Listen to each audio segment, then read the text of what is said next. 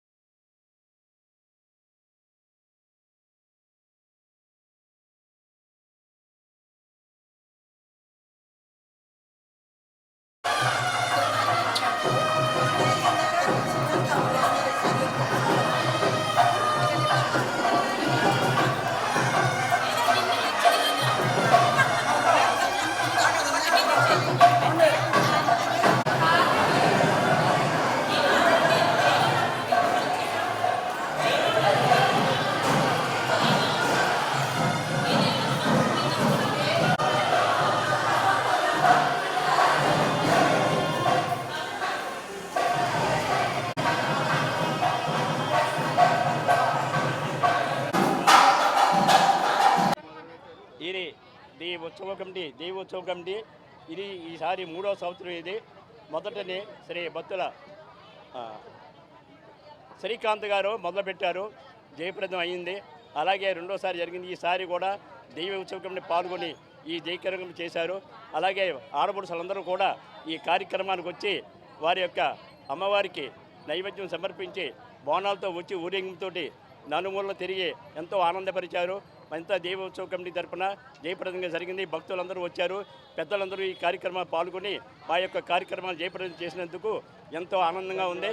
అలాగే మా ఈ కార్యక్రమం అయిపోయిన వెంటనే దైవ మండపంలోనే అందరికీ భోజనాలు ఉన్నాయి. తప్పకుండా ఆ కార్యక్రమం నెరవేర్చి జయప్రదం చేయవలసిగా కోరుతున్నాను.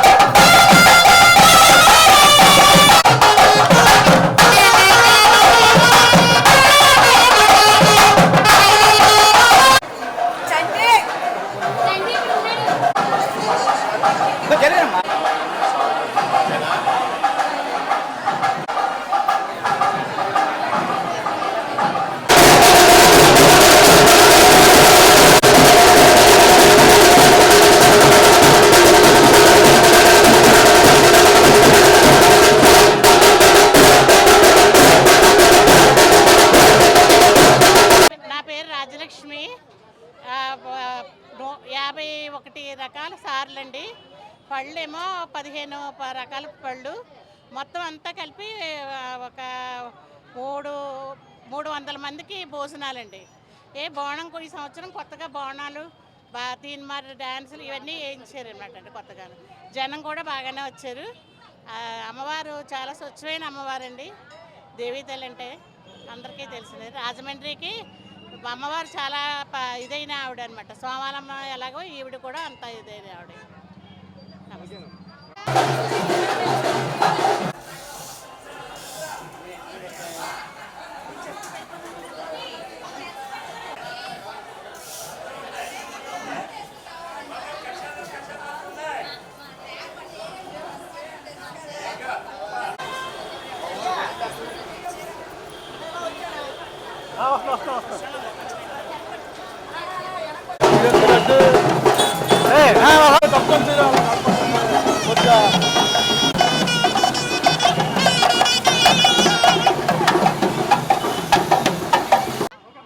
ఆషాఢం సందర్భంగా అమ్మవారికి ప్రతి సంవత్సరం కూడా సారి పెడతాం.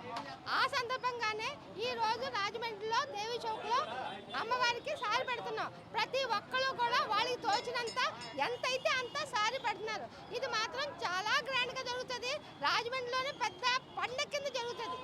మాకు చాలా చాలా సంతోషంగా ఉంటుంది.